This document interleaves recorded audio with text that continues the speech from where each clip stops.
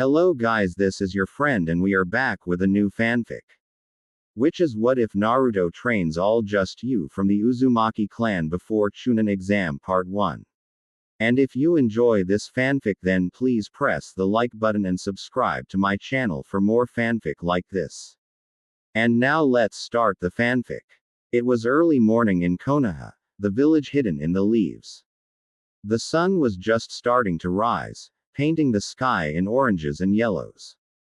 People began to slowly wake up and start their day, merchants getting their shops ready, parents making breakfast for their Kai, Eldren, and children getting ready to go to school. Like always, it was a normal day. As the sun shone into his apartment, one Uzumaki Naruto groaned, turning over so the light wouldn't hit his eyes and he could remain asleep and dream of Sakura feeding him ramen as he was named Hokage. Unfortunately, it was not to be as the alarm clock Naruto had set began blaring loudly. Beep, beep, beep, ga, Naruto shouted as he fell out of bed. Blinking, he looked around as his vision began to clear. He stood up and shut off his alarm, yawning loudly as he stretched. He looked back at the alarm clock. It was fairly old and worn from use. Naruto had found it in a trash can and fixed it up. However, he had never actually used it before. For a moment Naruto tried to remember why he had set the alarm clock in the first place. He scratched his belly for a moment in thought before his eyes caught sight of his calendar, more specifically the date with the large red circle. That's right, it's the final exam before I become a ninja. Naruto shouted in a frantic voice as his eyes widened. He rushed into the bathroom, turning on the water of his shower as he took off his pajamas and stepped into the shower.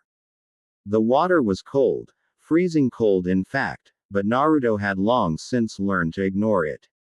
The owner of the complex was a rather cranky old lady who, like most of the villagers, meaning around 98% of the population, hated his guts.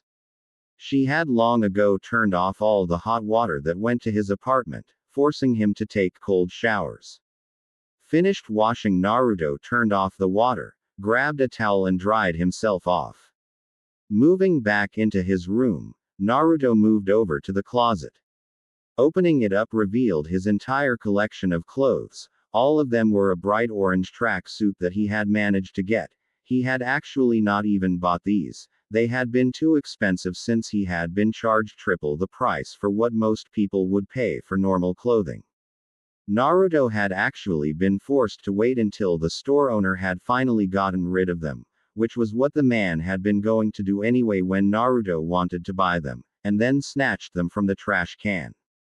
He grabbed one of them and went over to the dresser, opening a drawer and grabbing some underwear. He soon put his clothes on and made his way to the kitchen. Opening his cupboard, the blonde grabbed one of his cups of ramen, opening it up and pouring some water in it. He moved over to his microwave and opened it up, placing the ramen in it and setting the timer for 3 minutes. Like all the appliance he had, the microwave was beaten and battered, having been found and fixed up by Naruto after someone had thrown it out. As soon as the beep sounded, Naruto opened the microwave, grabbed the ramen and a pair of chopsticks and made his way out of the apartment. Not bothering to lock the door on his way out. After all, no one ever bothered coming here anyway. Naruto opened the door to the room where he had spent the last 6 years in training to be a ninja.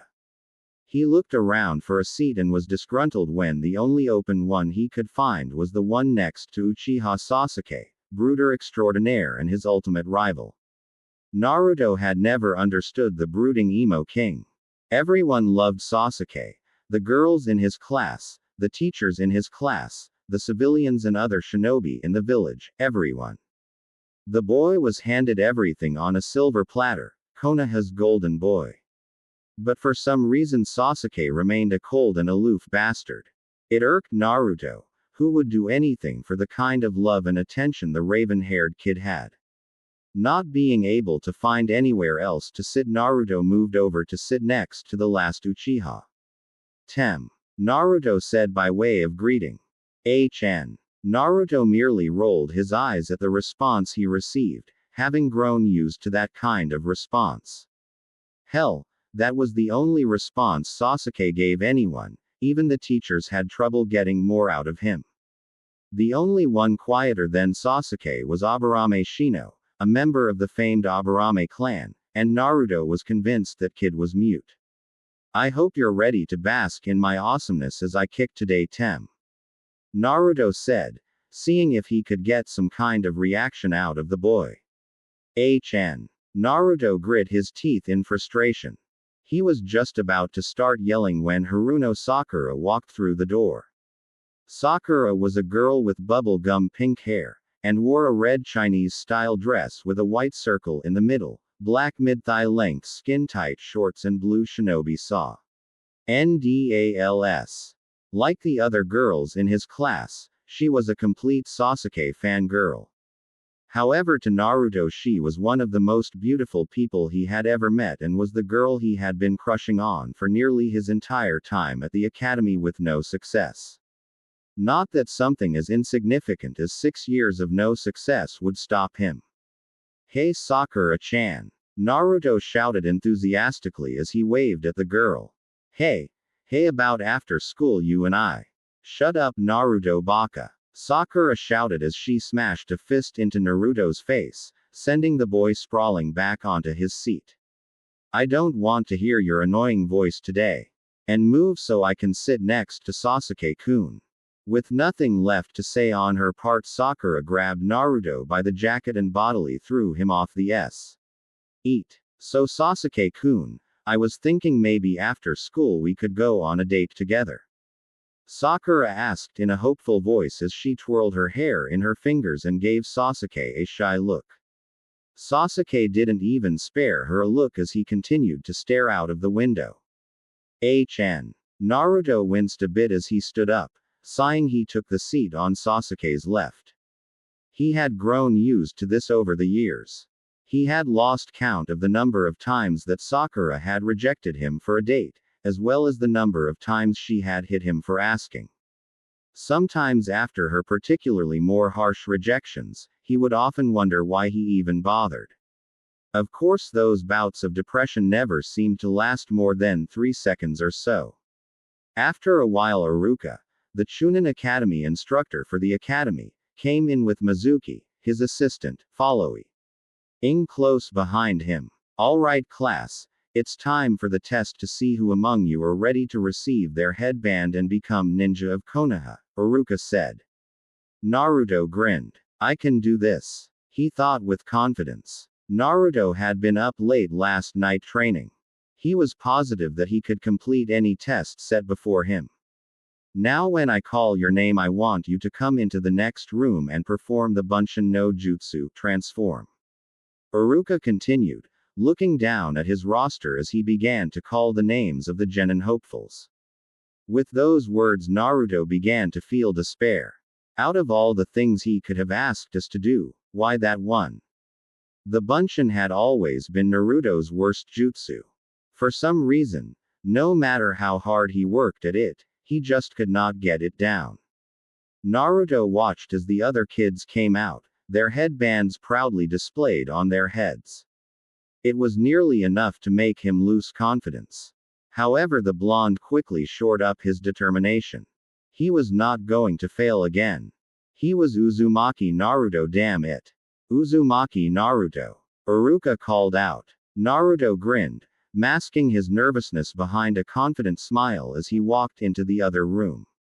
Iruka took a seat behind his desk next to Mizuki. All right Naruto, show us what you can do, Iruka said. He was not quite sure what to think about the blonde boy. He had only recently, yesterday, started to try and understand Naruto, after having had a talk with the Hokage after Naruto had done a prank of painting the Hokage monument. The kid in some ways reminded Iruka of himself when he had been an academy student, the pranks, the constantly being loud in order to get attention.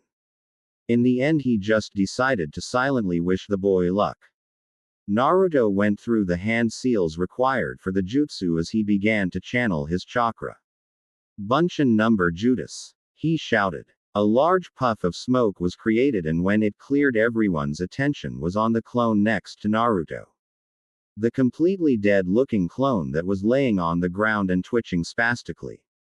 Several tick marks appeared on Iruka's head as he looked at the clone. You fail. Naruto's eyes widened. He couldn't understand it. He failed. But he had tried so hard, and he really wanted to pass this time. Come on, Iruka. I think we can make an exception this time, Mizuki said, surprising Iruka and Naruto. While he did not manage to create a clone, he did try really hard. Quote. Iruka sighed. I can't do that. Everyone else in the class was able to create at least 3 clones. And Naruto only managed to create 1, and look at it, it's pathetic. The Chunin instructor looked at Naruto. I'm sorry, Naruto, but I can't pass you.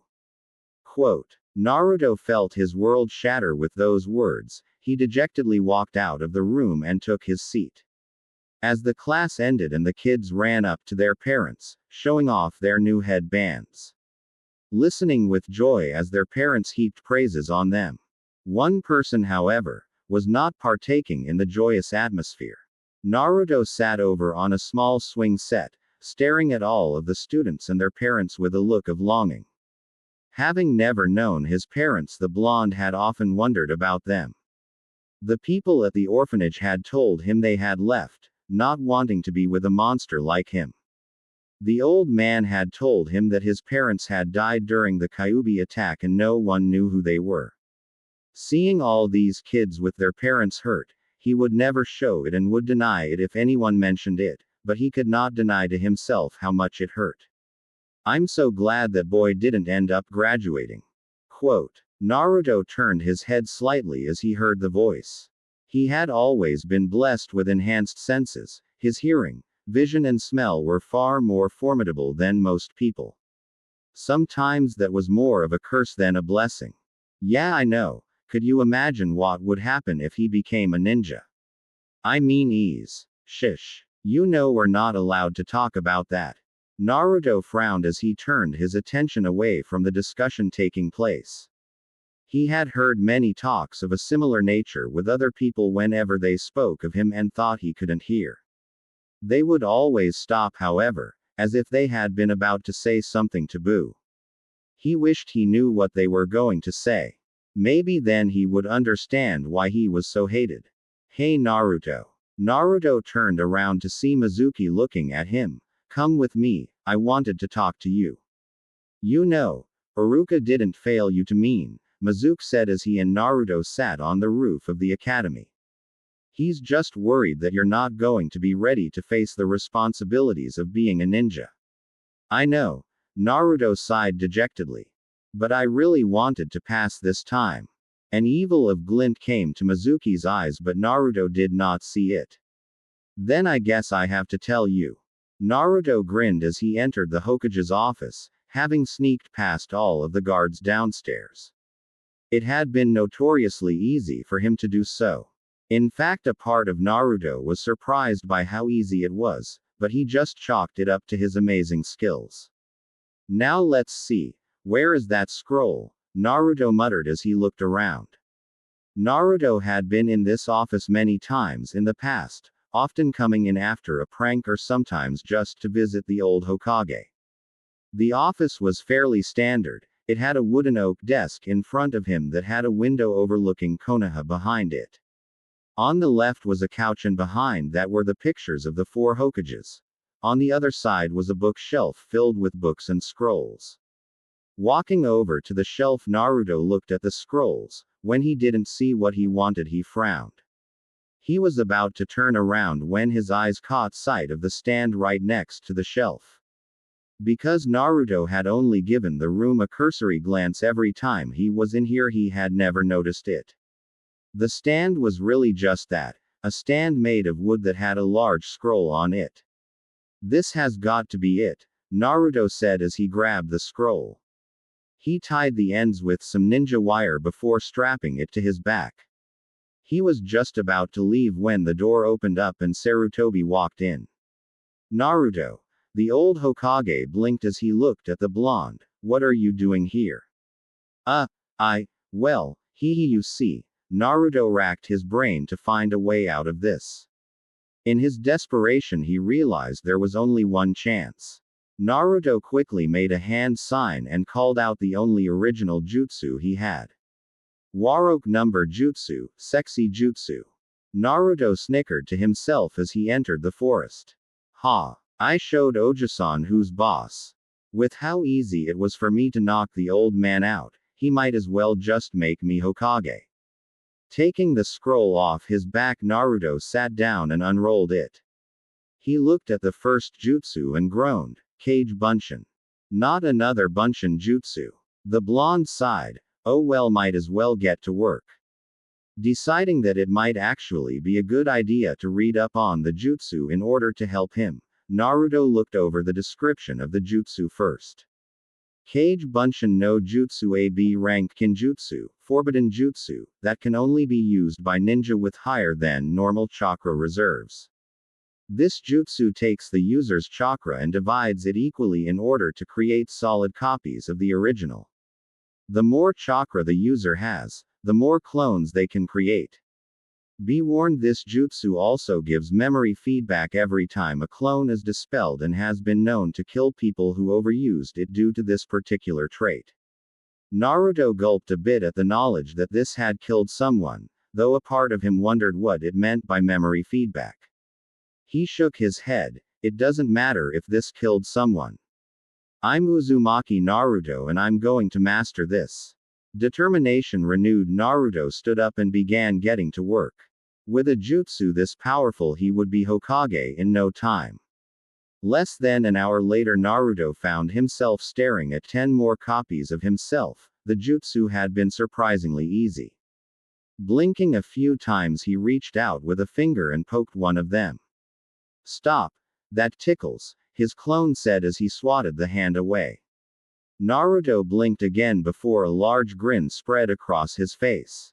Yada. I did it. Naruto shouted as he pumped a fist in the air. Yada. All of his clones shouted, emulating his actions. Naruto dispelled the clones since he didn't need them.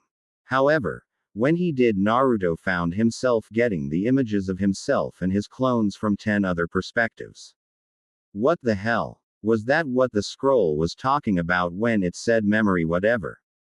Naruto asked himself. He shrugged. In the end, all that mattered to him was that he had mastered the jutsu. He was just about to go over some more jutsu from the scroll when a familiar voice yelled at him. There you are. Naruto looked up and saw Iruka stomping up to him. The blonde grinned as he jumped up and pointed a finger at him. Ha! Found you, Iruka-sensei. Baka. Iruka shouted as he stopped in front of his blonde student. I found you. Hee, I guess you did, sensei. Naruto replied as he rubbed the back of his neck. You were pretty fast. I only had time to learn one jutsu. Iruka started as he looked around at the ruined clearing. He has been training hard, I can tell. Naruto jumped on the balls of his feet as he spoke to his sensei in an excited manner. Hey, but listen, Iruka.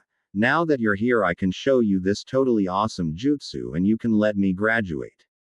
That's how it all works out, right?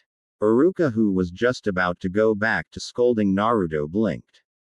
What? Graduate? Naruto nodded. Yeah, that's how it works, right? I learn a jutsu from this scroll and you let me graduate.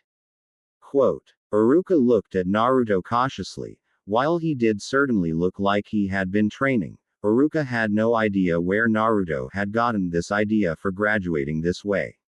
Naruto, who told you? You can graduate this way? Iruka asked. Naruto tilted his head to the side. Mizuki-sensei did. He told me where to find this scroll and about this place. Iruka's eyes widened as he realized what was going on. He was just about to say something when he heard a whizzing sound and shoved Naruto away. Get down. Several kunai came out of the trees and impaled Iruka in the leg and arms. The Chunin instructor looked up and scowled. I see, so that's how it is. Wow, you got here pretty fast. Naruto, who had been staring at Iruka in shock, looked up to see Mizuki with a large grin on his face. Mizuki-sensei, what's going on here? Why are you attacking Iruka-sensei?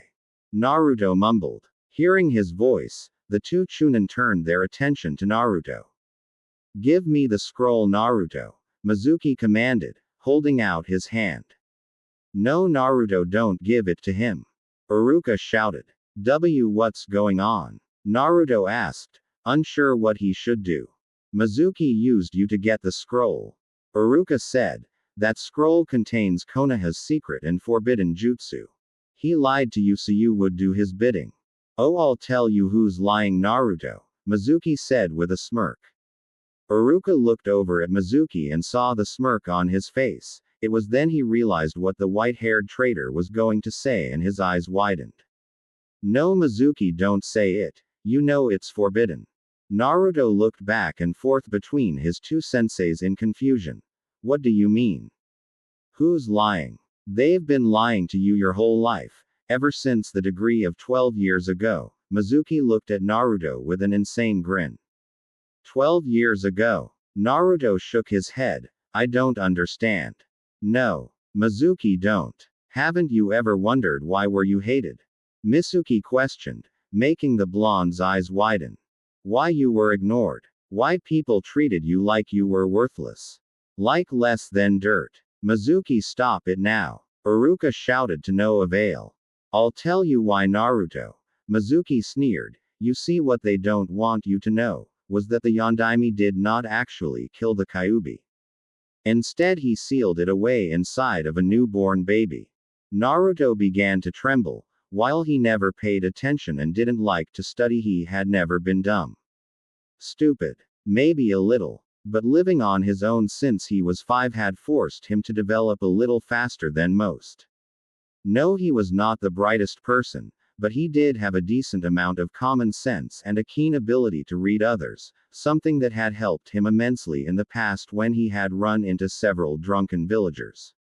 He knew that Mizuki was telling him this for a reason, that the child who the Kyuubi was sealed into and he were in some way tied. Mizuki confirmed his theory a few seconds later. You are the child he sealed the Kyuubi into. You are the 9-tailed fox. Naruto slumped to his knees. Everything made sense to him now.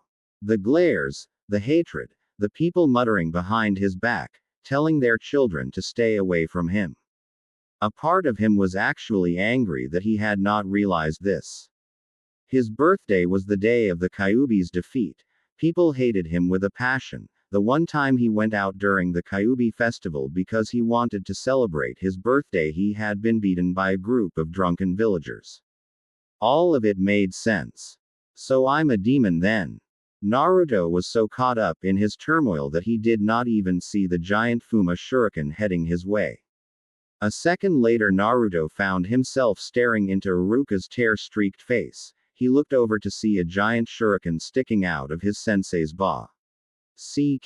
Why? Naruto asked, his voice cracking with emotion. Because we're the same, Iruka said with guilt lacing his words. I was just like you. Back when I was in the academy, I was so lonely, so I played the fool. I know what it's like to feel that kind of pain. It hurts, doesn't it? I'm so sorry, Naruto. I should have done more to help you. Ha ha ha ha. Mizuki laughed behind them. That's a good one, Iruka. But we both know you hate him more than anyone. After all, it was the demon who took your parents away. Naruto's eyes widened when he heard that. Naruto did the only thing he could do given what he was being told. He grabbed the scroll and ran. Naruto. Iruka's voice sounded after him. Naruto continued jumping through the trees as fast as he could to get away from the two Chunin. Naruto. Turning around, the blonde saw Iruka coming towards him. Naruto. Mizuki was lying. He was just saying that stuff to confuse you. The Chunin Academy teacher held out his hand. Give me the scroll so we can keep Mizuki from getting it. However, Naruto merely spun around and launched himself back at Iruka, smashing his head into the Chunin's gut. The two tumbled down the trees and onto the ground. How? Iruka questioned as he held onto his stomach, How did you know? There was a puff of smoke. That I wasn't Iruka? Asked the Mizuki. Naruto smirked. Because. There was a puff of smoke. When it cleared, it revealed Iruka. I'm Iruka. Mizuki scowled. Why are you protecting that demon anyways? You know what he'll do now that he has his hands on the scroll. Naruto is just like me. He'll use the power that's inside the scroll to destroy Konoha. That's what demons are like. You're right, said Iruka, surprising Mizuki. That is what a demon would do. Naruto, who had taken to hiding behind a tree as he listened in, froze at those words. I see, he thought sadly. So Iruka only sees me as a demon too. But that's not what Naruto would do. Iruka's words caused Naruto and Mizuki to snap their attention back to him. Naruto is not the demon.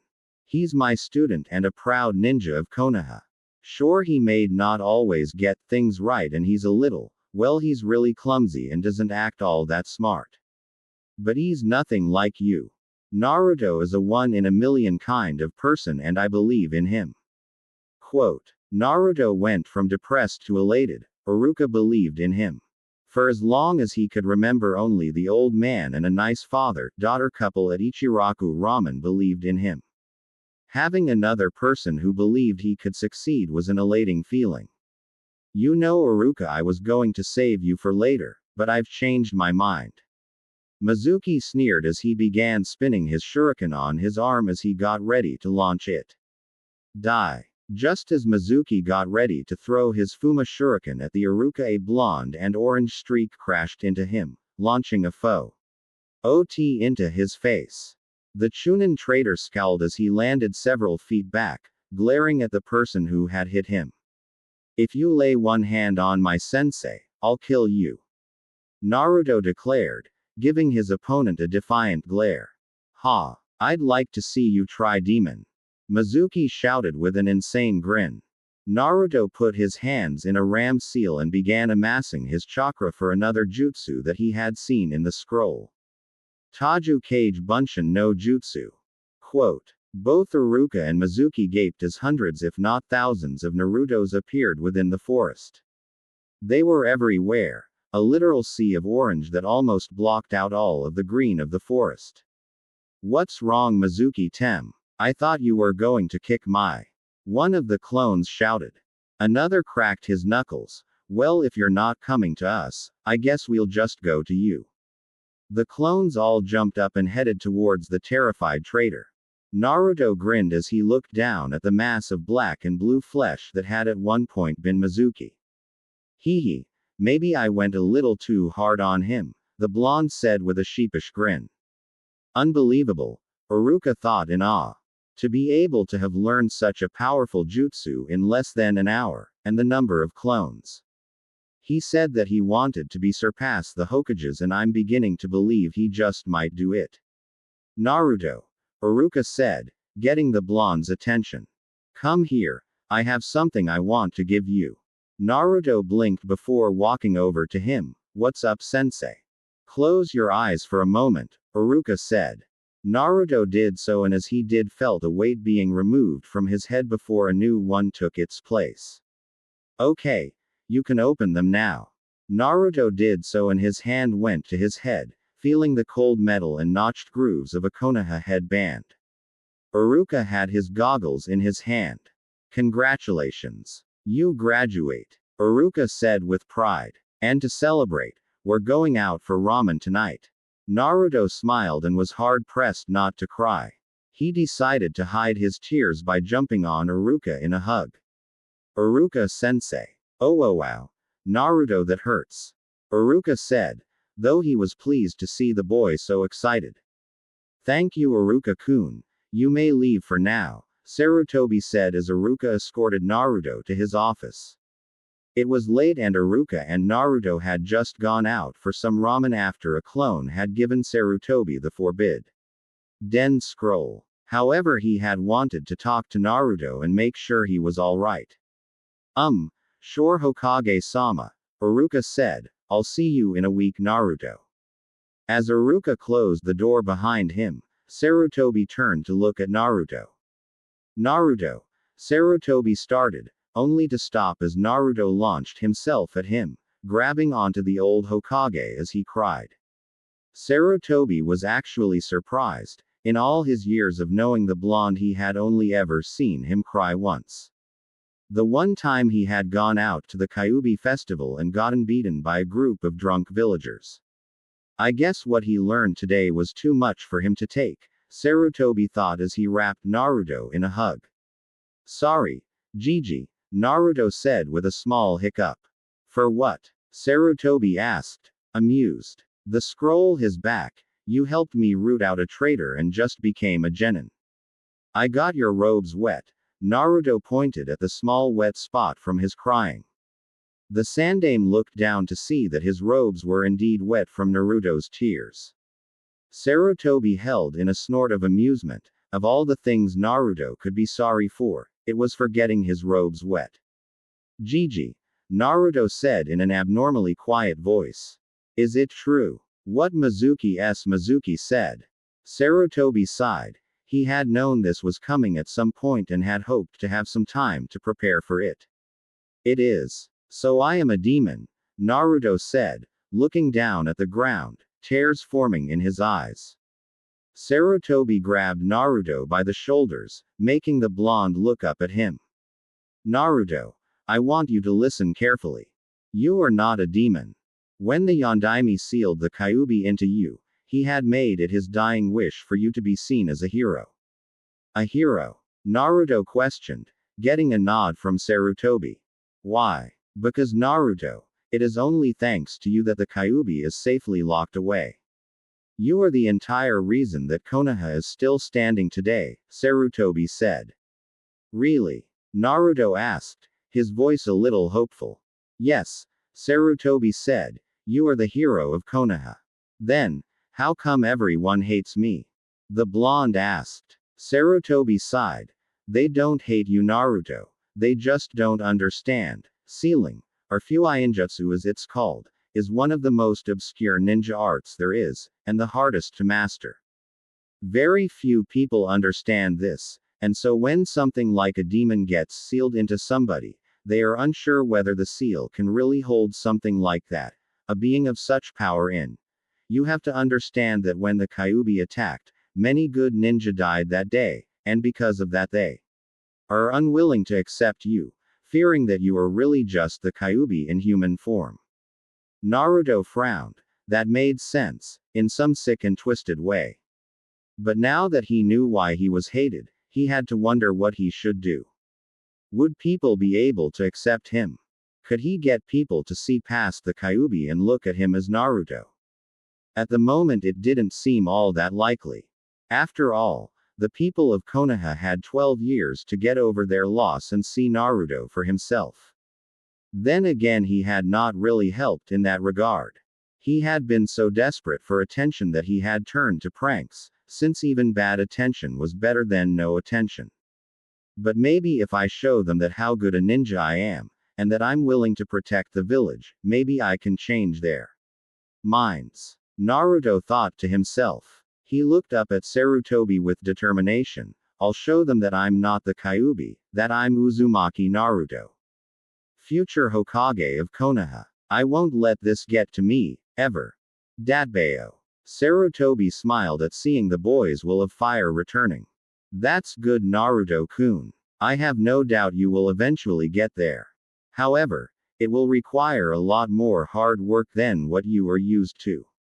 You won't be able to do your pranks anymore and will have to actually take the time to learn about being a shinobi. After all, a Hokage is not just the most powerful ninja in the village, he is the smartest and most cunning as well. Quote. So then you're pretty smart, huh, Oji-san? Naruto said. Sarutobi chuckled a bit. Naruto-kun, do you know why I earned my nickname of Professor? Naruto scratched the back of his head. Because you're smart.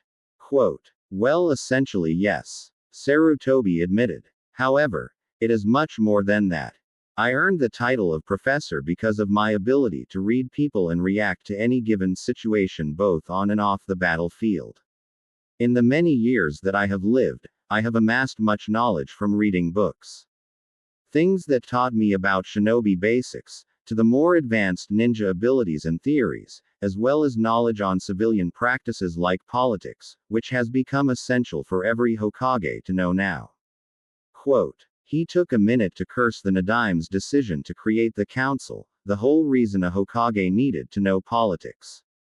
He had been told by his sensei, Senju Tobarima, before the Second Shinobi War started that he was 100% positive he had been drunk when he came up with the idea. It looked good on paper, having a group of people dedicated to helping the Hokage deal with the everyday affairs of Konoha's civilians. However, the reality was far different. Sarutobi had spent more time fighting with the council than anything, and many of the people in it, especially on the civilian side, were extraordinarily greedy, always wanting more money and to line their pockets with more coin. The old Hokage shook his head and banished the thought. Anyway, the point I'm trying to make is that to be a good shinobi requires you to be not just strong, but also smart. Quote, I guess that makes sense. Naruto tilted his head for a moment before remembering something.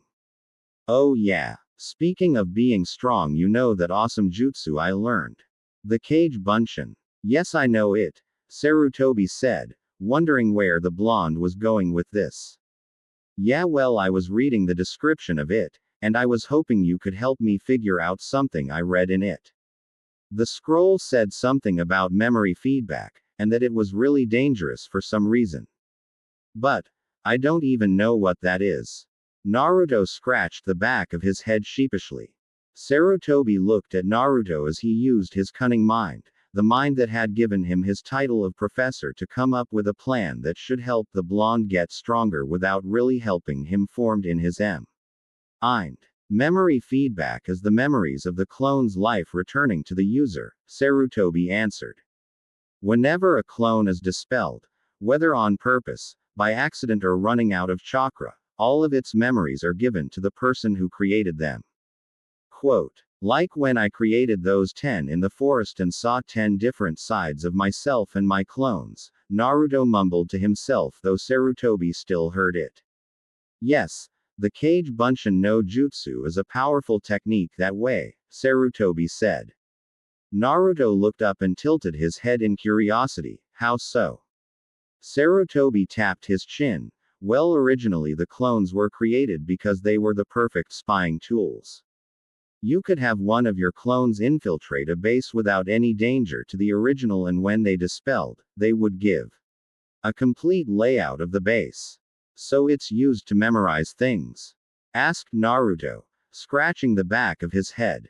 Sarutobi nodded. Yes. However, the Kage Bunshin can be used for more than just memorization, Naruto-kun. In fact, that jutsu is an excellent method to learn new things with. You can learn just about anything from your clones, from chakra control and jutsu, to the books you read, writing, and even taijutsu, since muscle memory is a mental faculty. Quote, that sounds almost like it can be used for training. Naruto exclaimed, excited by the prospect of what he could get his clones to do. The old Hokage nodded. It can indeed be used for training. Though I suspect that only you will be able to use this jutsu to its full potential. Quote, why is that? Asked Naruto, excited at the prospect that there was something only he could do. Because you're the only one who has enough chakra to summon enough clones to really make the training worth it. Most ninja, even Jonin, can only make 5, maybe 10 clones if they're lucky, Sarutobi answered. Ha! I made nearly 1,000 in the clearing when I beat the crap out of Mizuki Tem. Naruto said. That you did. Sarutobi chuckled at the boy's enthusiasm, but it will take more than spamming out CL. Once to become a great ninja, you will have to train hard and actually be serious about your profession. Naruto thumped his chest. Don't you worry, old man. I'll train harder than everybody in Konoha. I'll become not only the most powerful Hokage ever, but the strongest shinobi in the elemental nations. That's my promise of a lifetime. Datbio.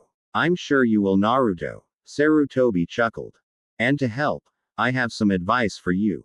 But before I tell you what it is, I want you to promise me you will listen to everything I have to say and follow the advice I give you to the letter. Naruto grinned as he thumped his chest. Don't worry, Oji-san. I promise on my honor as the future Hokage of Konoha that I will listen to what you have to say and follow your advice. Datbeo. Sarutobi smiled before he began. Very well then. Now since you are a shinobi, you will have access to the ninja section of the library. There you will find scrolls on chakra theory and control, ninja basics, and I think they even have a few books on Fuian Jutsu if you're interested. Though I would also suggest reading books on things like politics and other civilian practices. If you're going to be Hokage, you will need to know these things. I want you to start off by finding books on basic chakra control and theory, as well as a taijutsu style that will suit you if the basic style does not. I know you do not want to hear this, but the basic principles are the most important aspects of being a shinobi. Without them you cannot grow because you do not have the essential steps necessary to advance in skill. Sarutobi looked at Naruto. Promise me you will do this. Naruto nodded, for once actually paying attention to what he was being told. You got it, Oji-san. I promise. First thing tomorrow morning I will go to the library and look up that information. Naruto frowned for a moment. Though, I don't know if they'll let me in. Sarutobi frowned. He knew that a lot of places did allow Naruto entrance, like many of the shops and restaurants. Thankfully, the library, unlike the shops and restaurants, was government-owned, meaning he was the only one who could bar someone entrance.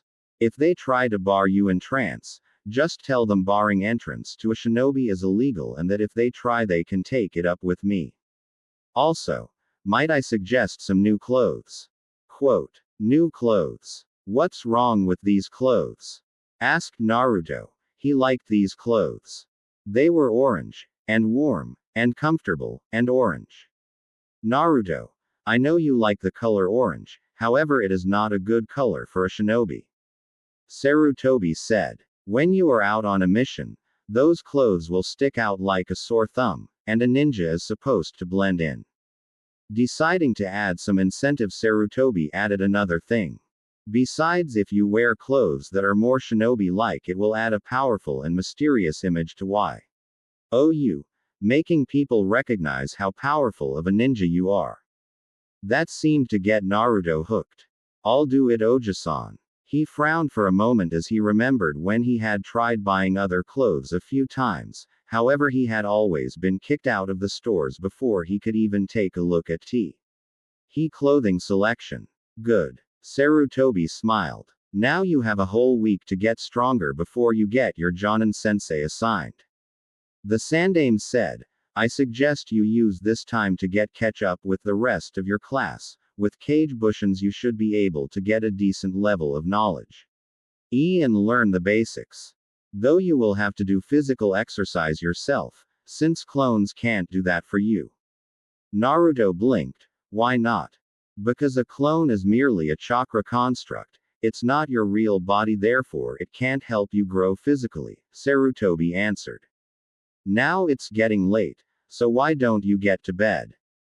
That way you can start getting stronger early tomorrow. Right. Naruto shouted enthusiastically. I'll see you later, Gigi. Sarutobi watched as Nato left. With the knowledge of that jutsu he should be able to grow strong. Sarutobi looked at a picture of Minato. Your son is on the path to being a great shinobi, Minato. The next morning Naruto woke up early feeling fresh as a daisy, despite having been up late last night helping deal with a traitor and the shocking revelations that followed. He stood up and stretched out, working out some of the kinks he had gotten from the night before, and after that he started to get ready for the day, getting showered, getting dressed, eating his ramen and then heading for the library. As he walked down the street Naruto ignored the glares and mutterings sent his way. While they still kind of bothered him, he refused to let it get to him in any way. Now that he knew why he was hated, he was more determined to make them see that he wasn't some demon. That he was a proud shinobi of Konoha. He would start by following his grandfather figure's advice and start getting stronger and smarter. Hence the reason he was heading to the library to study. He didn't much like the idea of studying, but he had promised Sarutobi as a future Hokage, so he had to go through with it. And if there was one thing Naruto would never do, it was going back on his word. Who knows, maybe it would actually help. Naruto entered the library and looked around, feeling his eyes widen at the sight before him. He had never been to the library before and was amazed at how large the place was. There were about 4 stories in the library altogether, and all along the walls and in aisles going down the library were books, loads and loads of books. It was giving him a headache just looking at them. Just as Naruto was about to make his way towards the ninja section of the library, he was stopped by the custodian. "I am going to have to ask you to leave, boy," the custodian, a woman who looked to be in her mid-50s, said, spitting out the word "D-boy" with venom. Naruto's first desire was to jump at the woman and start yelling about how she couldn't kick him out. However, he had promised Oji-san that he would be an amazing ninja, and ninja were mature and did not lose their emotions over something as simple as this. Instead, he merely looked at the woman calmly as he spoke. "Listen, lady, I happen to be a shinobi of Konoha, and it's illegal to bar me entrance into the library." To emphasize his point, Naruto pointed to his headband, making the woman pale a bit. "Of course, if you feel this is still a problem, I am sure that I could escort you to see Hokage Oj-sama and we can work it out with him." Naruto breathed a sigh of relief. He had almost called the Hokage Oji-san, but that would not sound good if he called the Hokage that right now. After all, most PLE could never get away with calling the most powerful ninja in the village an old man. The woman took a step back in shock for a second, unsure what to do in this situation. The boy had never actually come to the library before, so this had not really been a pressing issue. However, like people who worked at other places, she did not want the demon to be in her presence, or in the vicinity of stores of knowledge that could potentially help it shed its human flesh. She soon realized, however, there was nothing she could do. It was well known that the Hokage was quite partial with the boy, and would favor him over her. Scowling, she turned around and left, but not before giving him some advice. "Fine, you can stay, though I suggest you take care when reading, child. Should any of these books be out of place or damaged in any way, I'm holding you responsible." Naruto snorted as the woman walked off. Seriously, did she think someone like her could scare the great Uzumaki Naruto with such a lame threat? Shaking his head now that the crisis was averted, Naruto made his way to the shinobi section of the library. He put his hands in a ram seal and created 5 cage buncheons. "Alright, I want you guys to grab some books and check them out. Anything you can find on chakra, seals, taijutsu and basic shinobi skills will be fine. Also, find a book on politics, whatever that is. Jizen said it was important for a Hokage to know, so I need to know it. Bring them back home and start reading them." "Wait, what will you be doing?" asked one of the clones, angry that his creator was shoving off his reading on them. "I'm going to go shopping," Naruto said. He hated that he was going to get new clothes, but again, he had promised Oji-san that he would get new clothes, and the man had made a point. After all, he wanted people to take him seriously, and if this would help, then so be it. After all, if I want to be a good shinobi, I have to look cool too. Naruto sighed as he was kicked out of another store. Walking off, Naruto tried to think of a way to get into a store. Unlike the library, which was owned by the government, aka the Hokage, the stores were all civilian owned, so they could kick him out if they did not want to do business with him. Which basically meant every store he had gone to had kicked him out, not wanting to sell anything to the Kyuubi brat. Looking around, the blonde found a store that looked fairly nondescript. The only sign that told him it was for shinobi was the rather large kunai symbol above the door and the sign. That read, Higurashi Weapon Shop. Deciding to give this place a try, Naruto walked in. Looking around, the first thing Naruto noticed was that whoever owned this place had an obvious love for weapons. There were racks upon racks of weapons lining the entire shop. Swords, staffs, scythes, it seemed that anything anyone could name was there. He had never seen so many different weapons in one place ever, and some of these weapons he had never seen at all. It was enough to make even someone like Naruto, who knew next to nothing about weapons, drool. Can I help you? Naruto stiffened and almost shouted as he spun around. Behind him was a young girl that was maybe a year older than him, wearing a Chinese-style pink tank top, dark green cargo pants, and had her hair done up in two buns. To Naruto they made her kind of look like a panda. Or a mouse. Naruto did his best not to snicker at the thought. Hello. Naruto blinked as the girl waved a hand in front of his face. What? Naruto said, blushing in embarrassment as he took a step back and put a hand behind his head. The girl just looked at him before she rolled her eyes at the kid's inattentiveness and shrugged. I was asking if you needed help finding anything. Naruto blinked in surprise. You work here. That's right. The girl said. My name is Higurashi Tenten. My father owns this store, so I come in and help when I'm not on missions. You're a ninja then? Naruto asked curiously. Yep. I've been a ninja for about a year now, Tenten replied. That's awesome. Naruto stated with a large grin.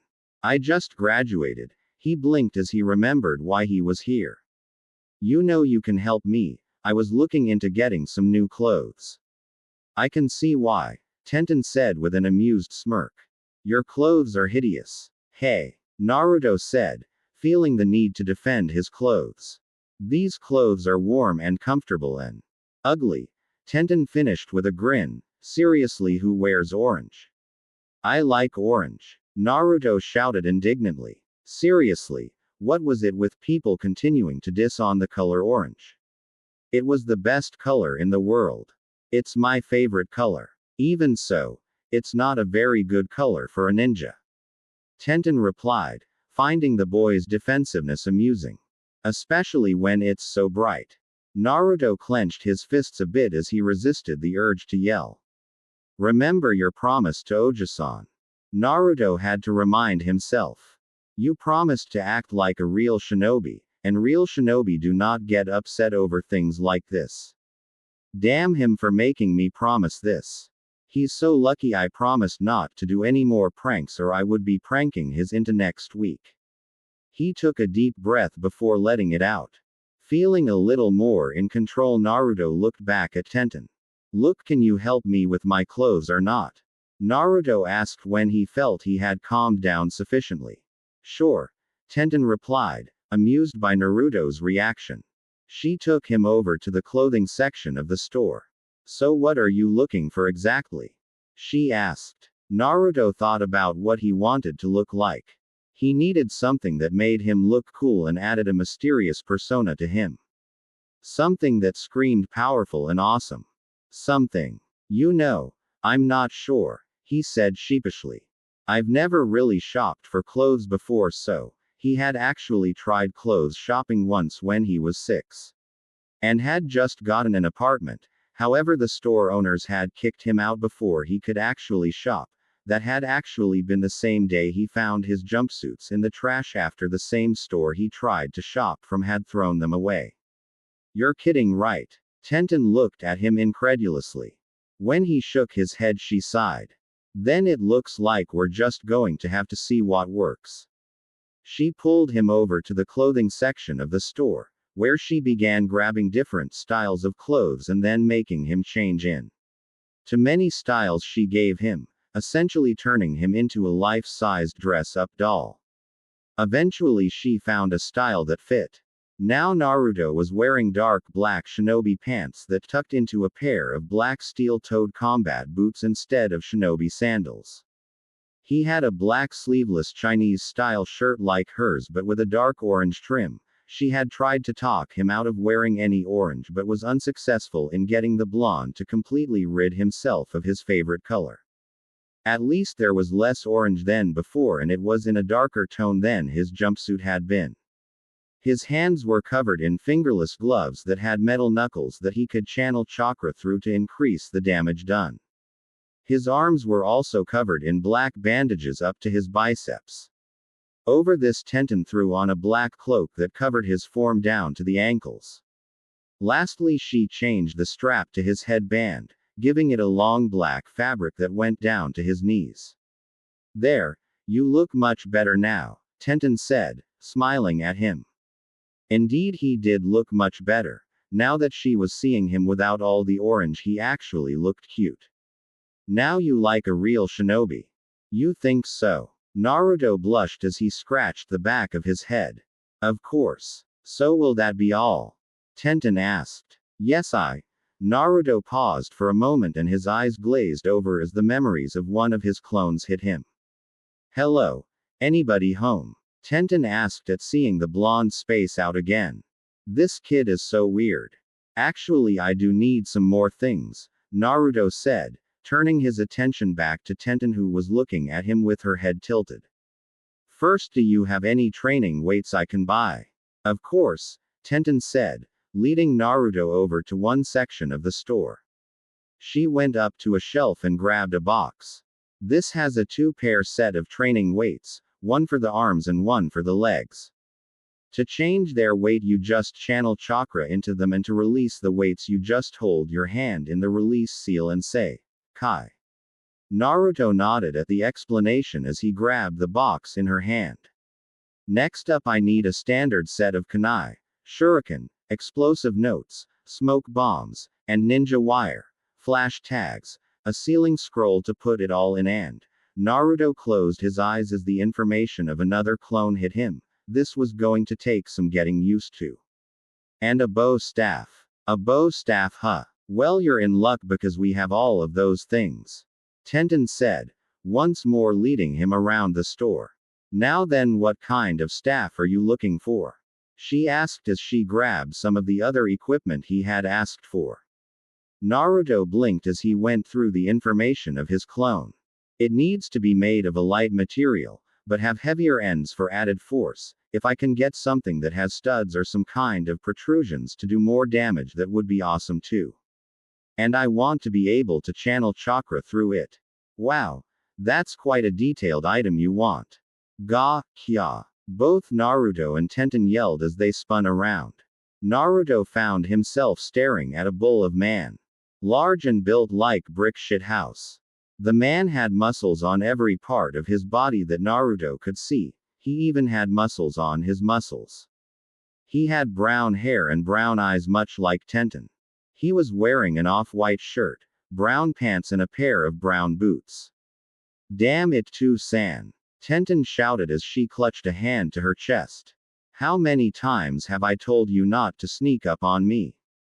And especially when I'm with a customer." Tenten's dad merely laughed. "Aw, take it easy, Tenten. Beside, aren't you ninja supposed to be more aware of your surroundings? Do you want to be used as target practice again?" Tenten asked with a maniacal gleam in her eyes and had one of her hands inside her kunai pouch. Her dad merely sweat dropped before he coughed and turned his attention to Naruto. "So I heard what you want. That's a pretty descriptive weapon. You're fortunate that I have just the thing." Naruto watched with a mixture of shock and weariness as the man led him and Tenten to the back room, which turned out to be a forge. Getting a ladder, the large man positioned it above a shelf and climbed up. Not finding what he was looking for, he got off and repeating this process several more times. "I know I put it somewhere, but where? Aha. Here we are," the man said as he came back down the ladder with a large object that was wrapped in cloth. This was actually custom made for someone else, but well, he had died before I could give it to him. Since it's just been collecting dust over the years, I figured I may as well get rid of it. Naruto and Tenten followed the large man back to the front where he rang Naruto up. Now all that stuff you got there will come to around 10,000 yen, Tenten's dad said. Naruto cringed a bit but got out the necessary money. It would put him back by a lot, especially since he would no longer be able to gain a stipend from the Hokage since he was a ninja. That meant he would have to find some other way to get food, so he could use the money he had left to pay for util. Iddies. I think you missed the staff, sir, Naruto said as he realized that the staff should be a lot more expensive than all of his other stuff combined. Nah, it's good, the man gave a dismissive wave of his hand.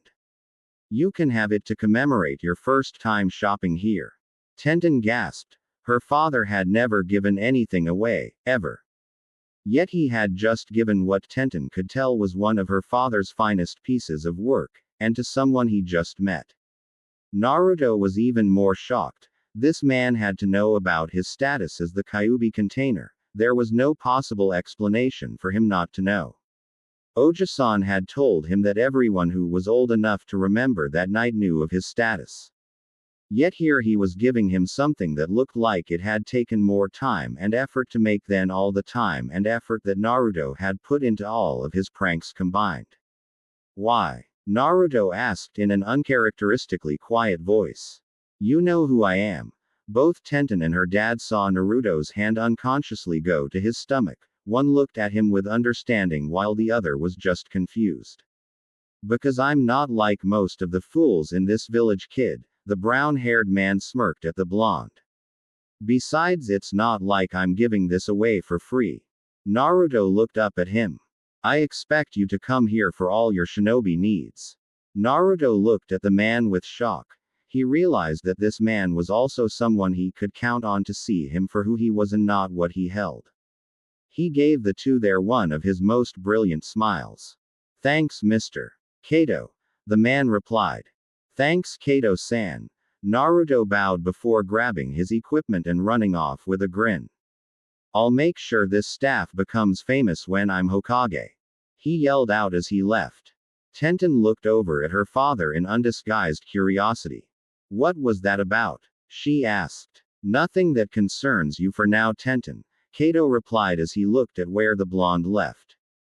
Minato, Kushina, I hope that this will help your legacy grow. It's all I can do for him. The next day found Naruto in a training field working on several different shinobi aspects. He had summoned around 100 clones to help him and had them divided into groups of 25. The first group was working on chakra control. From what Naruto's clones had read yesterday, the whole reason he could not do a standard bunshin was because he had extremely large reserves and next to no control. At least, that was the theory he had come up with from what he read. So he would need to fix that by getting better control. Right now they were working on the leaf floating exercise, the first and most basic exercise. It was basically floating a leaf over the palm of their hands and making it spin. It was just in one hand at the moment, but Naruto eventually planned on increasing the amount of leaves that he could spin, figuring that the more leaves he could float at the same time, the better his control would be. It was not in the scroll he had read, but Naruto had always been innovative when coming up with pranks, and that ability was easily carried on into other aspects of his life and career if he actually set his mind to it. He wanted to at some point be able to spin a leaf on each finger at the same time, rather than using his palms before he moved on to tree climbing, which was the next exercise he saw when he had skipped to the intermediate chakra control book, just to see what it held, of course. Another group of clones was working on his taijutsu. In the academy he had been told the wrong stances by Mizuki Tem, who had been in charge of the taijutsu lessons, and so he really had no style, fighting more like a brawler than anything. He had originally grabbed a scroll on the basic academy taijutsu style. However, he soon found that even with how simple they were, the style simply didn't fit him for some reason. It was odd because he had only started working on it today. But for some reason it felt wrong, was the best way he could describe it. Like his body type just didn't have what the style called for, or maybe that his mindset did not work for it. Whatever the case, the style did not work and he had to find another one. Thankfully, his clones had found several other styles that they felt would be useful. He planned to learn them all so that he could find out which style would work best and eventually combine the styles into something that he could call his own style, which would be totally awesome, and then he shove it in Sasuke Tem's face that he had created his own style. One of the things he had read, his clones had read, that lead to his decision to eventually create his own style was the knowledge that most shinobi stick with one style that suited them, and only one style. But Naruto had read from one of the basic scrolls that certain styles worked better against other styles, like the Uchiha clan's fighting style worked well against most styles but was particularly good against styles that relied on taijutsu techniques that they could copy and use against their opponents. But it was susceptible to styles that relied on being faster than your opponent, and styles that relied on unpredictable and untelegraphed movement. He figured that with the Kage Bushin he could learn them all, even if he was not proficient with them, and turn them into something better. Right now he was learning a style called Muay Thai, a style that relied on stand-up striking along with various clincher techniques. The taijutsu was also known as the art of 8 limbs, because it relied on punches, kicks, knee strikes and elbow strikes rather than just fist and feet. So far this style was the one he was most comfortable with, since it was more of a straightforward style and Naruto was always a bit of a brawler. Once he got this style down he would start building his own around this one once he started adding other styles to it.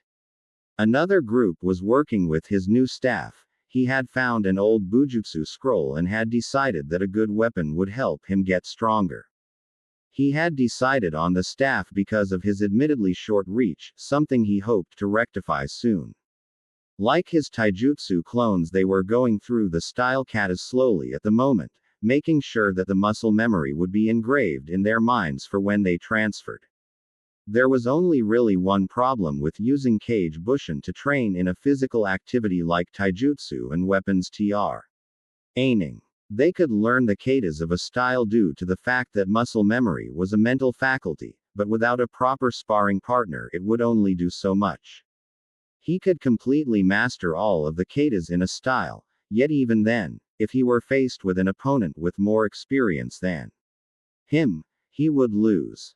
Still, at the very least this would mean that he could make his taijutsu as impeccable as possible before he found a sparring partner to really get better. His last group was divided into two. One group was reading. Most of it was on chakra theory, the use of hand seals, trap making, Fuinjutsu and various other shinobi aspects. All of them were beginner books written to teach the basics. The other group was working his calligraphy. Naruto had decided that he was going to be better than all the Hokages, and had figured that surpassing the Yondaime in what he was best known for would be the best way to show how awesome he really was. The first thing Naruto had learned about the complex art of sealing was that it required a steady hand, and absolutely perfect brush strokes. One wrong mark on a seal and the results could be explosive. This meant he had to work on his calligraphy, because even if he did not want to admit it, his handwriting sucked. So Naruto had been forced to delegate a group of clones to getting better handwriting. It was a basic skill he needed to learn, and while it sucked, he remembered Sarutobi's advice about basics being the fundamental stepping stone into more advanced stuff. At least he was pretty sure that was what he had said. The man had talked so much when he had been giving advice that Naruto was not sure he got it all. Meanwhile, Naruto himself worked on the physical aspects of his training. He would start off with laps around the training field he had chosen, Training Ground 43, a training ground right next to the Forest of Death, not that he knew that, since it was completely secluded. He was currently doing 20 laps around the training ground, with his added weights which were at 20 pounds for his wrist bracers, and 30 pounds for his legs, even he got tired. He planned on increasing the amount of laps he could do within 1 hour to increase his speed.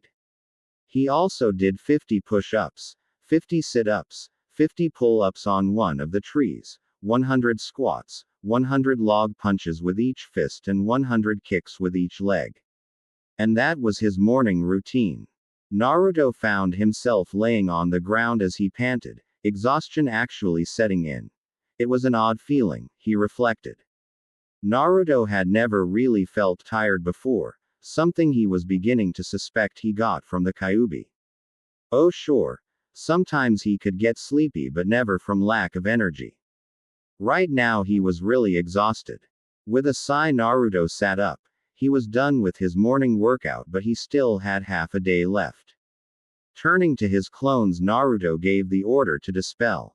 Unfortunately they all decided to dispel at once. Even with his enhanced healing factor Naruto could not withstand 100 clones dispelling at the same time, which when combined with his exhaustion from his new morning routine, ended up knocking the blonde unconscious. It was nearly an hour later when Naruto woke up, looking at the sky and sighing in relief as he realized not much time had passed.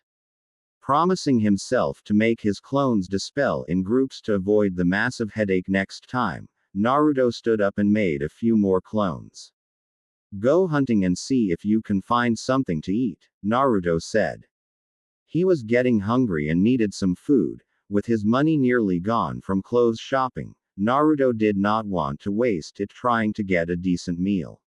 While his clones did that, Naruto set about to making a fire pit, digging out a small ditch before collecting rocks and putting them in a circle around it. He gathered some dried wood and put the pieces in the middle of the pit. With that done Naruto went through a few hand seals and used a small kaiden, fire release, jutsu he knew. It was a fairly basic jutsu that was ridiculously easy to learn and he had only learned it because of its use in starting a fire for occasions like this. The jutsu was also easy, requiring very little control to create and one did not need an affinity for fire to use it, meaning that anyone who had the ability to channel chakra could learn it. Hey boss. Quote. Naruto turned to see his clones, the one in the middle, who had spoken, was carrying several fish they had managed to catch. Good job, Naruto said, feeling a little awkward at knowing he was essentially complimenting himself. Go ahead and dispel yourselves. The clones nodded and dispelled as Naruto set about to cooking his meal. After lunch Naruto created another batch of 100 clones and had them restart everything they had previously been doing. Meanwhile Naruto attempted to meditate. In the book on the basics of chakra theory he had read that by meditating a ninja could sharpen their senses, as well as their mind and familiarize themselves with their chakra. So Naruto sat down and began feeling the chakra in his body. It wasn't hard. Naruto had always had a lot of chakra. In fact, finding his chakra had been the one thing he had been able to do before the other academy students. He simply had so much that he did not need to actually spend time looking for it, it was already right there. Once he felt it, he began to channel chakra to his ears. At first he winced, having channeled too much chakra and hurting his eardrums as the various sounds of the world invaded them. But after a while he managed to find an appropriate balance of chakra. He listened to the different sounds of the forest, our training ground. He could hear several birds chirping and some animals that were scurrying around on the ground. He heard running water, so there was a pond or stream not too far from him. It had probably been where his clones had caught those fish. He also heard other sounds coming from the forest of death, roars, hisses and other odd noises that sounded like they came from some kind of ferocious beasts. The place sounded like something from a nightmare. He shook the thought off and began channeling chakra to his nose. Once again he channeled too much and had to immediately cut back. However, when he found the right amount of chakra where it no longer hurt, he began to try and differentiate the NTS he picked up. It was hard since he did not know what some of the things he could smell were. But he did manage to pick up the scent of the trees, the dirt and grass of the field. Other scents he could smell, but simply not recognize. After a while Naruto stood up. He did not know how long he had been meditating, but he was getting bored. And a bored Naruto was a dangerous Naruto. Deciding to test his taijutsu limits, Naruto put his hand in the ram sign, Taju Kage Bunshin no Jutsu. He shouted. There was a large burst of smoke, and when it cleared, Naruto could see nearly 400 more clones than there had been in the field. All right. All of you who I just summoned, this is gonna be a battle royal, all of you versus me. Naruto grinned as he got into the beginning stance for Muay Thai. His stance is near perfect as could be on his first day ever. Let the kicking commence. Without delay, Naruto charged into his clone's head first. Little did he know that he was being watched from afar by a curious observer who had been passing through. Naruto groaned as he flopped onto his bed, not even bothering to take off his clothes. He was not only utterly exhausted, but also sore in places that he did not even know existed. The numerous cuts and bruises he had all over his face and body were just now beginning to heal. Maybe fighting against 400 of his clones had not been such a good idea. Kicking? Yeah, right, more like getting my kicked. Naruto rubbed his sore where several of his clones had actually kicked him. Despite the pain Naruto was in, he felt good, really good. All that hard work had given him an odd feeling of satisfaction, and while Naruto did not feel like he had gotten super strong from that one sitting, he believed he had made decent progress. This day had also been an eye-opener for the young blonde. Before today, Naruto had never really trained. He did occasionally go out to an empty training field on occasion, and he would exercise quite often. But he had never done anything like this. Most of his time was spent throwing kunai and hoping they hit, or trying to come up with some bizarre move that he thought would look cool, with a name like Uzumaki Barrage or some other egoistical name. He realized that those times he had never really made much progress. He also felt that he was a little more mature. Maybe it was because of the clones he had been using. Perhaps they accelerated his mental age since he technically lived all of those clones' lives, or at least remembered those clones. Living their lives from their perspective. Or it could be the meditation he had done at the end. He still hated it, but he had felt better afterwards. Well, better until his clones had beat the holy hell out of him. Stupid clones. Or perhaps his change in mentality was due to the events that had transpired and led him to where he was now. Before, Naruto had been ignorant. He had not known why he was hated, or why he was treated unfairly in class by the majority of teachers, or why the other students constantly made fun of and belittled him. Now he did. The Mizuki incident had opened his eyes. And he had promised not just himself but the Hokage, a man he looked up to as a grandfather, that he would become the best shinobi and Hokage ever. And he would be the best Hokage ever. Naruto was sure of it. All he had to do was prove to the people of this village that he was not the Kyuubi, earn the people's respect by becoming a powerful ninja, and show how far he was willing to go to protect the village. Then they would see him for him. Easy, right? Looking over at the clock, Naruto saw that it was nearing 10 o'clock. With a stifled yawn, Naruto shut his eyes and passed out. Tomorrow and the rest of the week would be just as busy as today had been. Hopefully he could get stronger before it was time for tea. He genin emplacement. The next day. The next morning saw Naruto doing much the same as he did yesterday. His clones had split off into 4 groups of 25. They would again work on chakra control, taijutsu, bujutsu, and then reading and fuinjutsu, calligraphy for the moment. Meanwhile, Naruto would do his physical workout. It was a little harder than before. Naruto had decided to increase the weights by 10 pounds, so he was having a few problems. But he still managed to pull through his routine, and this time, he was not quite as exhausted, since his body was already adjusting due to the Kyuubi. Naruto began having his clones dispel in groups of 10, that way he would not pass out from memory overload. He created 4 more and told them to go out and hunt. Meanwhile, he was getting the things necessary for the fire pit. However, as he was walking, Naruto heard the distinct whistling of kunai, a sound he had grown intimately familiar with yesterday during his battle royal.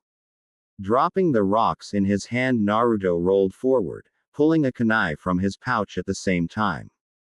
Standing back up, Naruto looked over where he had been to see an odd flat kunai sticking out of the ground. Looking around, the blonde tried to find where the person who tossed the kunai was located, even going so far as to channel chakra through his nose and ears. When he didn't find anyone, Naruto became impatient. "Oi, show yourself before I kick your..." Naruto shouted, a bit of his old self coming back. Several kunai were launched from within the trees. Naruto dodged some and blocked others, tossing his kunai into the trees they had come from. He was not very good at throwing kunai, having been focusing in other aspects, but he had merely wanted his opponent to reveal himself. Or rather herself. For it was a female who jumped out from within the trees. As she landed on the ground in front of him, Naruto got a good look at the woman. Said woman was wearing clothing that could be considered more of a lack thereof than anything else. She had on a dark orange miniskirt that barely covered her unmentionables, a fishnet shirt that once again did really nothing to cover her. It was especially bad since she had no bra under it as far as Naruto could see.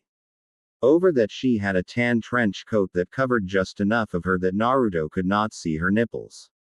She was wearing a pair of standard shinobi sandals with shin guards over them and had a Konoha headband on her head that held up dark purple hair that looked kind of like Shikamaru's pineapple hairstyle. The sight of this woman, who Naruto actually found really beautiful, read sexy. He's just too innocent to think that right now, and yet at the same time frightening for some reason, made him blush and look away. Of course, this caused the woman to grin at him. "I take it you like what you see, kiddo." Well.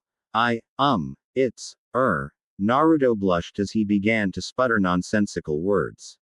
Enko's grin widened. "You know I usually castrate men for staring at me, so you should be lucky I'm making an exception this once." Those words seemed to reboot Naruto's mouth as he turned back to her. "You know, I really don't think you have any right to attack men for looking at you.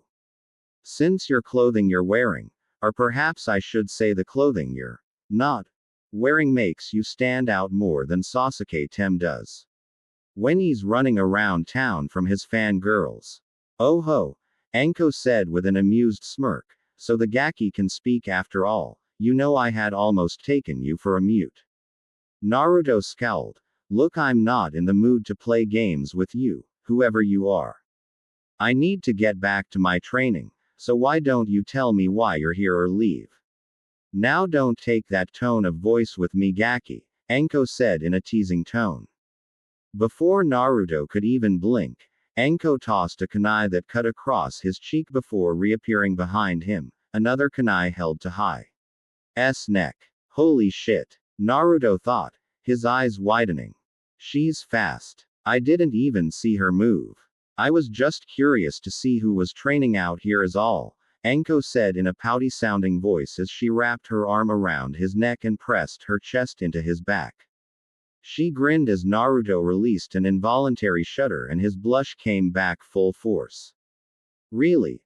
I mean, when you get a new neighbor, it's common courtesy to greet them." "Neighbor?" asked Naruto as he tried to ignore the feeling of the woman's pressed against his back.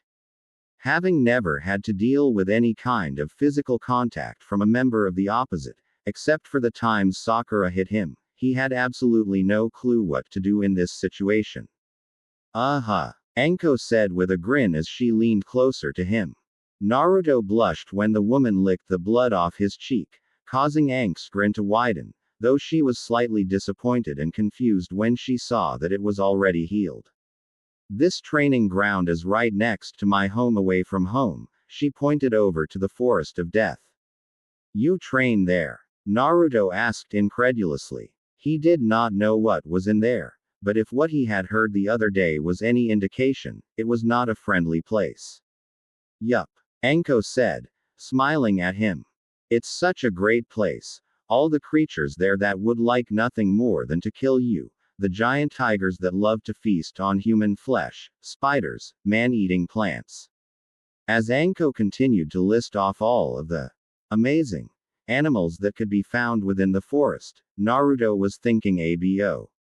Oot other things. Dear Kami. This woman must be fucking crazy to go in there. And listen to her talk. It's like she gets off on life and death situations. As he continued to listen, his mind went down a different path. Although she does seem strong, I didn't even see when she threw the kunai and then she moved right next to me in an instant. It was obvious that when she had first gotten my attention she was toying with me. I wonder. You never told me your name. Naruto interrupted the scantily clad Kunoichi, who was currently talking about the best way to eat dango. How she got on that topic without Naruto noticing is anyone's guess. Well, since you're asking, why don't you tell me your name first, Gaki? Anko said. Naruto gave her a cheeky grin. Since you interrupted my training to introduce yourself, I believe it's common courtesy for you to give your name first. Quote. Hey, well, I suppose you got me there. Anko smirked. Well, alright. I am the super sexy Midorishi Anko. Naruto gave the woman a grin as he turned around after she let go of him. And I'm Naruto. Uzumaki Naruto. Future Hokage of Konoha. He stuck out his hand. Pleased to meet you. Anko blinked in surprise. Wait, this is the Kyuubi Gaki. Last time I saw him he was wearing that hideous orange jumpsuit. She had not seen the boy often. Usually she would spot him after he had done some kind of prank and started running from the Chunin, Jonin and occasional Anbu afterwards. She actually found the boy's pranks to be pretty funny and had always looked forward to seeing what kind of havoc he would cause next. Anko looked the boy up and down. Well, he definitely looks more like a shinobi in that. I wonder what happened to his jumpsuit. Pleasure to meet you, Gaki, Anko said, taking the hand and shaking. One of Naruto's eyes twitched. I told you my name so you would use it. Quote. Anko's grin threatened to split her face. I know.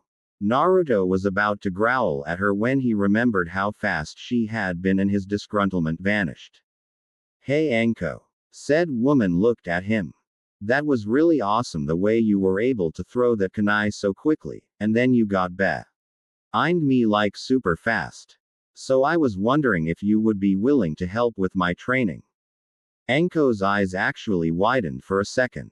She had not thought he would actually request something like that, or request anything at all really. Truthfully, she had just been curious to see who was near her turf, since most people stay away from any training ground near the Forest of Death, and had hoped that he would amuse her. However, she thought about the request. She would not be able to spend much time with the boy, but she was curious. She knew of the child. Hell, everyone knew of Uzumaki Naruto. Aside from being just the Kyuubi brat, as some of the civilians had called him, he was also known as the prankster king from hell, as well as the dead last of his class. In fact, she had heard that the only reason he graduated was because he managed to help the Chunin Academy teacher Uruka catch Mizuki with a high-level jutsu.